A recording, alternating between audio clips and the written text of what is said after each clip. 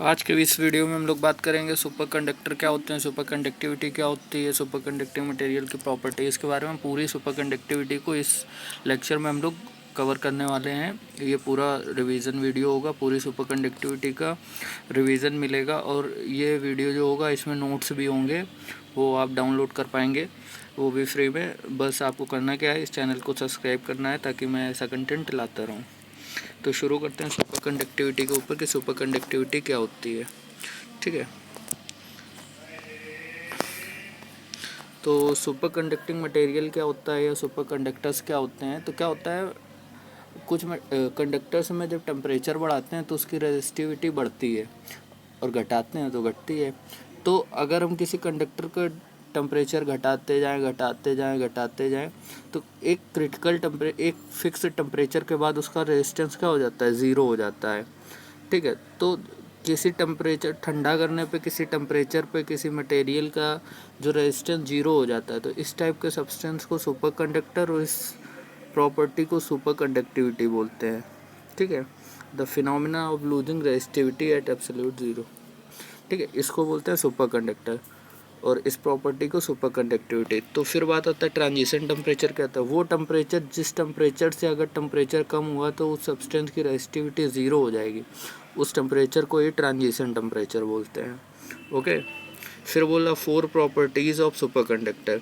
तो देखो, super conductors की प्रॉपर्टी ये होती है कि उस पर रेजिस्टेंस एक तो ज़ीरो होता है, दूसरा वो परफेक्ट डायामैग्नेट होता है। डायामैग्नेट तो आप जानते हैं, जो मतलब मैग्नेट फील्ड में रखने में रिपल्शन मारे। ठीक है, तो ये डायामैग्नेटिक्स होते हैं।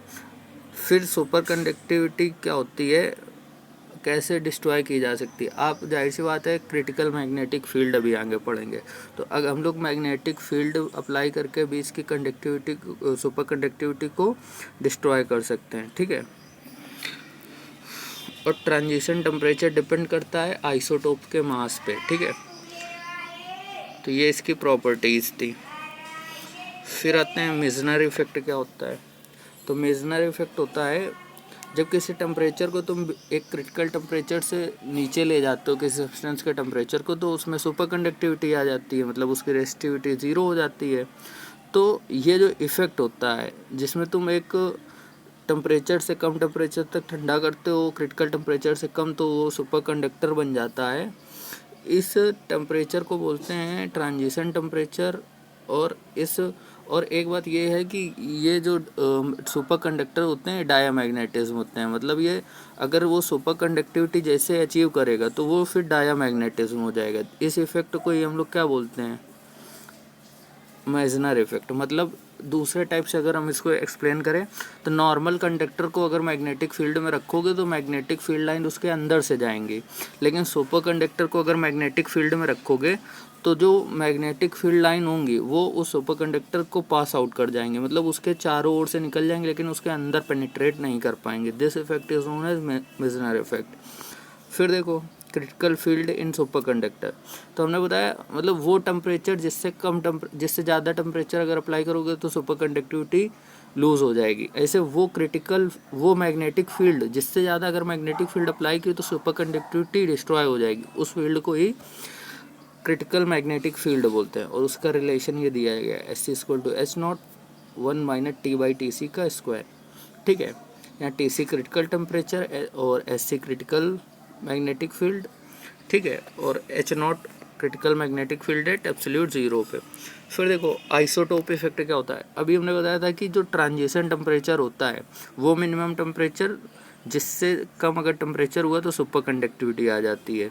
उस टेम्परेचर वो जो टेम्परेचर होता है वो मास आइसोटोप के मास के 1/रूट के प्रोपोर्शनल होता है। ठीक है, यहाँ पे इसने m की power alpha Tc proportional to 1/m की पावर अल्फा किया है, अल्फा को आइसोटोप इफेक्ट बोला है, लेकिन एक्सपेरिमेंटली Tc प्रोपोर्शनल होता है 1/√m के, मतलब मास के स्क्वायर रूट के इन्वर्सली प्रोपोर्शनल होता है। इस इफेक्ट को हम लोग बोलते हैं आइसोटोप इफेक्ट।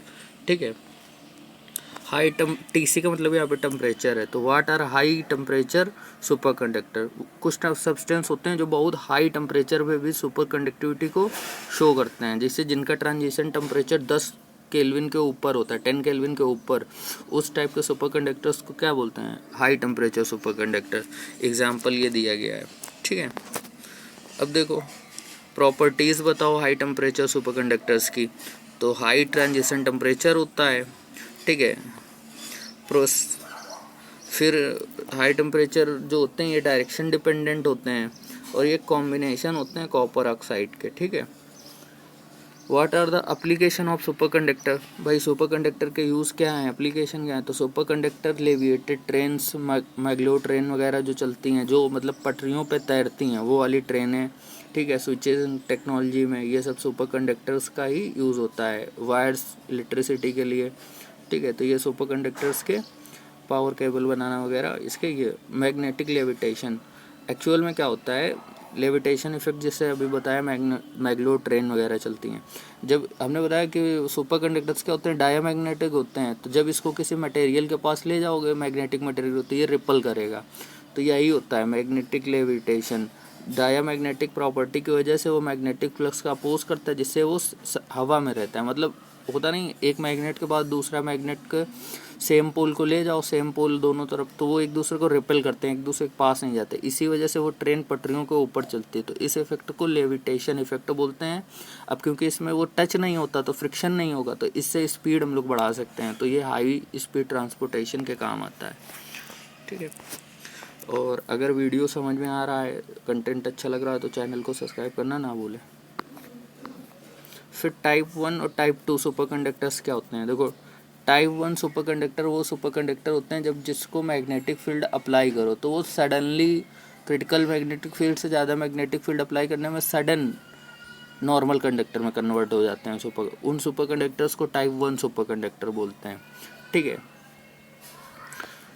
और ये इसकी प्रॉपर्टी हैं, इनमें मतलब तुमने अगर क्रिटिकल फील्ड से ज़्यादा मैग्नेटिक फील्ड अप्लाई की तो ये डायरेक्ट नॉर्मल कंडक्टर में कन्वर्ट हो जाते हैं। जबकि सेकंड टाइप 2 से सुपर कंडक्टर्स में ये होता है कि जब तुम क्रिटिकल मैग्नेटिक फील्ड से ज़्यादा फील्ड अप्लाई करोगे तो वो धीमे धीमे पहले एक मिक्स स्टेट में, जिसमें नॉर्मल और सुपर कंडक्टिविटी के मिक्स स्टेट में आएंगे, फिर उससे ज़्यादा जब उसमें 2 क्रिटिकल फील्ड होती है तो SC1 से ज़्यादा अप्लाई करोगे तब वो दोनों स्टेट में रहेगा, super conductor plus normal state में।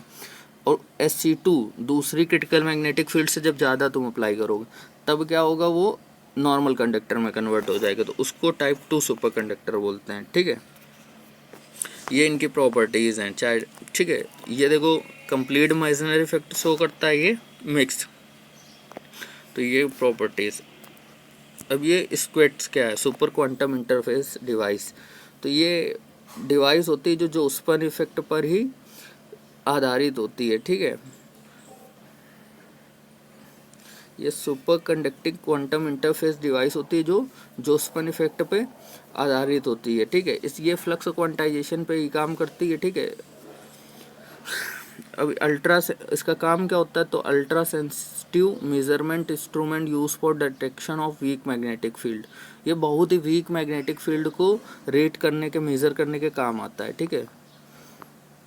अब देखो कूपर पेयर क्या होते हैं, तो BCS थ्योरी आप जब बर्डिन कूपर और श्रीफर की BCS थ्योरी पढ़ेंगे तो वहाँ पे कूपर पेयर पे ही डिपेंड बात बताते हैं।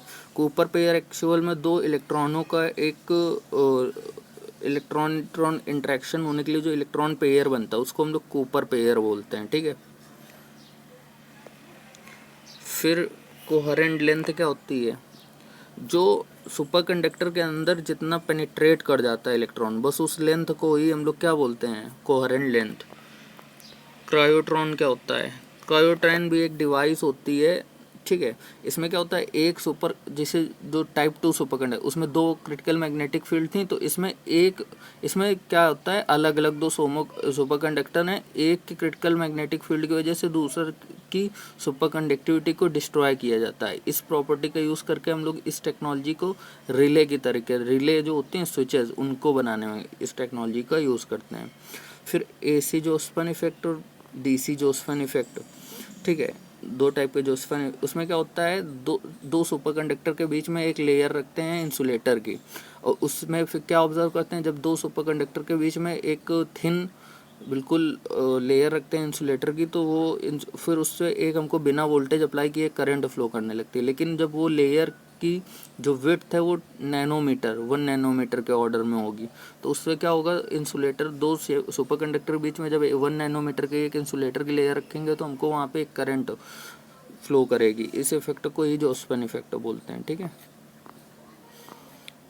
तो ये था सुपर कंडक्टिविटी पे पूरा लेक्चर, और उम्मीद है कि ये क्विक रिवीजन आपको समझ में आया होगा। और आप इस पूरी पीडीएफ को डिस्क्रिप्शन पे लिंक दिया गया, उससे जाके डाउनलोड करके पढ़ सकते हैं प्रिंट लेके। ओके, तो चैनल को सब्सक्राइब करना ना भूलें। Thank you.